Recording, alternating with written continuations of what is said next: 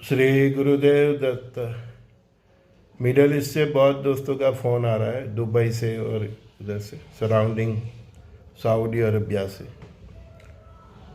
जिस तरह की अभी पोजीशन है उसमें ईरान, अमेरिका और इजराइल आर पार के मूड में आ गए हैं। मैंने बोला ही है कि संस्कृति, सभ्यता, संस्कार की लड़ाई अभी धर्म युद्ध में कन्वर्ट हो गई है। या तो तू नहीं या तो मैं नहीं, बस ये स्टेज पर ये जंग आ गई है। और जो मैंने बोला था कि 13 मार्च के पहले के 5-6 दिन और 13 मार्च के बाद के 5-6 दिन उसकी फ्रीक्वेंसी कम से कम 20-25 मार्च तक इतनी गहरी है कि ये जोन में कुछ भी हो सकता है, अनबिलीवेबल हो सकता है ना। देखो, एक जो एडवांस में चलते हैं उसको बेनिफिट रहता है ना। तो ये समय ऐसा है, अगर यूएई और उसके जो कतर और सऊदी अरबिया ने मिल के ईरान के ऊपर अटैक कर दिया तो उसका रिटेलिएशन इतना खतरनाक आएगा कि दुबई का बुर्ज खलीफा है और इंड उसके ऊपर अटैक हो सकता है। पाम बीच पर होते जो मतलब यूएई का मेन कमाने का जो स्रोत है, उसका जो हार्ड है, उसके ऊपर अटैक हो सकता है। और सबसे ज़्यादा उसके बाद की जो फ्रीक्वेंसी है, तो उनके यहाँ पीने के पानी की बहुत दिक्कत है।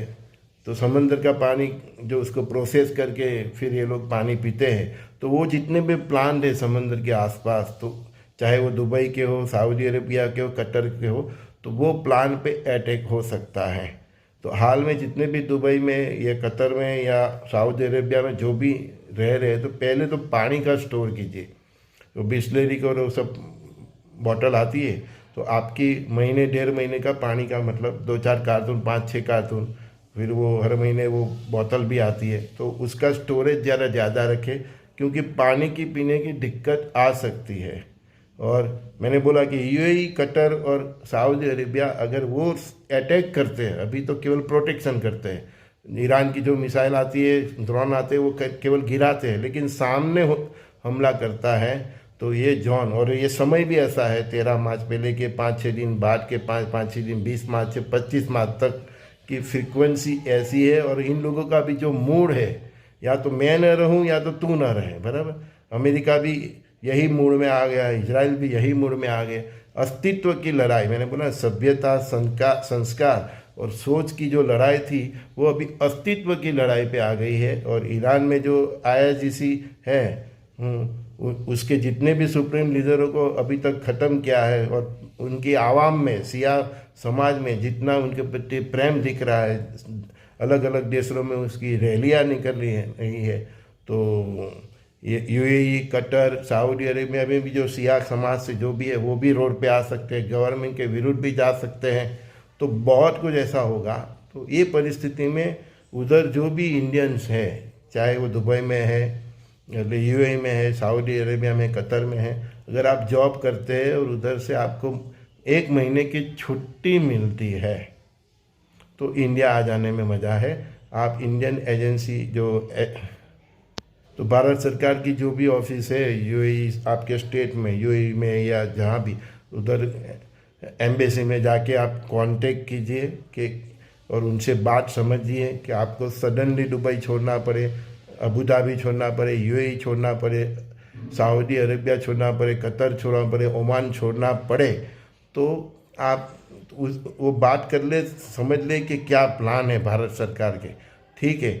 और आप भी अभी प्लान भी रेडी रखिए, अपना लगेज रेडी रखिए, सडनली आपको निकलना पड़े, अपना एक बैग रखिए रेडी, पासपोर्ट और ये सब जो भी है रेडी रखिए। और अगर आपकी ऑफिस में से महीने की छुट्टी मिलती है, तो मेरी तो यही एडवाइस है, ये जंग का जो होना हो, ठीक है, चाहे इनका कॉम्प्रोमाइज़ हो, बंद हो जाए, कुछ भी हो, ये 1 महीना जान हथेली पे लेके चलने का टाइम नहीं है। तो 2 अप्रैल तक, है ना, इंडिया आ जाइए, आनंद से रहिए, छुट्टी मनाइए। अगर उधर से आने की व्यवस्था इंडियन एम्बेसी ने अगर की है, तो महीने की छुट्टी लेने में ही मज़ा है, मुझे ऐसा लग रहा है। क्योंकि ये जो काल चक्र है, वो बहुत ही डेंजर है, कुछ भी हो सकता है। न्यूक्लियर बॉम्ब समकस हमला एक दूसरे पे हो सकता है, वहाँ की प्रजा रोड पे आ सकती है, सिविल वॉर जैसी परिस्थिति हो सकती है, किधर से किसका बॉम्ब गिरा, किधर से किसकी मिसाइल गिरी वो भी पता नहीं लगेगा, ऐसा समय है।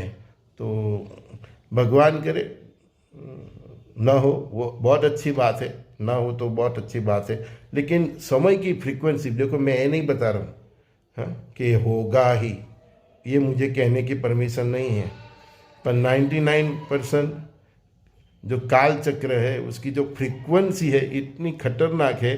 तो वो फ्रीक्वेंसी की देखते हुए मेरे तो उधर जो भी भाई है, बहन है, माताएं है, उनको यही एडवाइस है कि आपको 1 महीने की छुट्टी मिलती है तो अपने वतन इंडिया आ जाने में ही मज़ा है। उधर कुछ भी हो सकता है, ना हो, कॉम्प्रोमाइज़ हो जाए, एक दूसरे से समाधान हो जाए तो बहुत अच्छी बात है ना। लेकिन आप उधर रह के अभी इंतज़ार नहीं कर सकते कि उधर क्या होने वाला है, क्योंकि जो होगा, जो एक काल चक्र की फ्रीक्वेंसी है 13 मार्च पहले की, उसके बाद की 25 मार्च तक, 20 से 25 मार्च फिर, तो वो फ्रीक्वेंसी में ऐसा हो सकता है कि जिसका किसी ने कल्पना भी ना की हो, समझिए। तो अगर छुट्टी मिल सकती है तो आपको इंडियन एम्बेसी का कांटेक्ट करके कैसे भी करके इंडिया आने का प्लान बना लीजिए, और उधर रहना ही पड़े तो पानी का स्टॉक रखिए, अपने खाने पीना का स्टॉक रखिए, क्योंकि सबसे ज़्यादा दिक्कत पीने के पानी पे आ सकती है।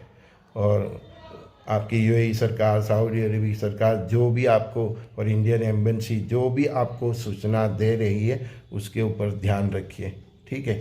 संजय दोस्ती का सभी दोस्तों को बहुत बहुत प्यार, श्री गुरुदेव दत्त। ये समय ही ऐसा है, विश्व का कौन सा नेता कैसा सोचे, क्या कर डाले, उसको भी मालूम नहीं रहेगा।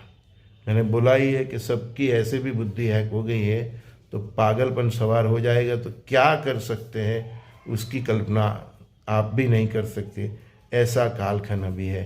तो सो बी केयरफुल।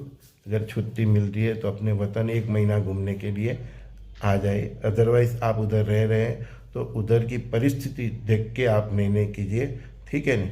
पर जो ग्रामान जो बता रहे हैं इसके हिसाब से मुझे बताना ठीक लगा, नहीं तो इन फ्यूचर में मेरे ही मिडिल ईस्ट के दोस्त बोलेंगे मेरे को कि सर आपने हमको आगाह भी नहीं किया, ठीक है।